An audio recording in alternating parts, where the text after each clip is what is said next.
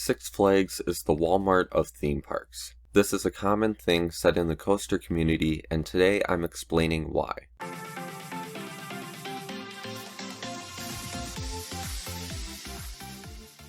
Six Flags parks can be fun to be at, and they have some pretty cool rides, but compared to other parks like Cedar Point, they lack all around. The first thing that becomes a problem is their pricing. Six Flag parks tend to charge less for daily tickets and for season passes or memberships.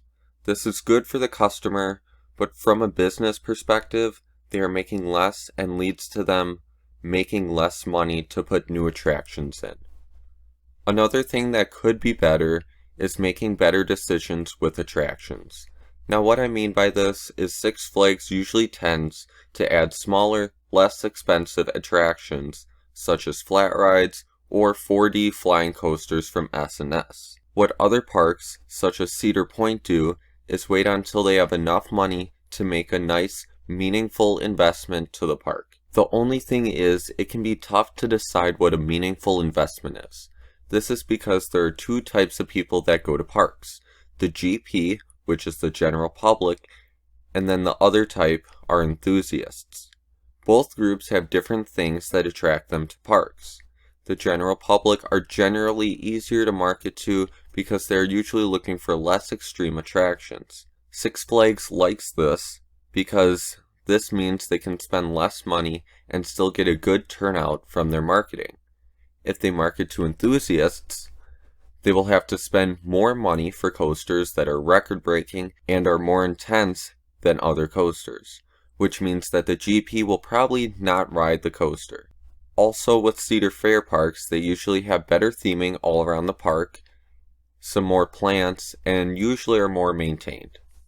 The reason why Six Flags puts new attractions in more often than Cedar Fair parks is because they know that they can market them to the GP and get attendance boosted for some time. The last thing that holds Six Flags parks down is dispatch times. More than likely, your Six Flags park has slower dispatch times than Cedar Fair parks, and this is usually because of loose articles.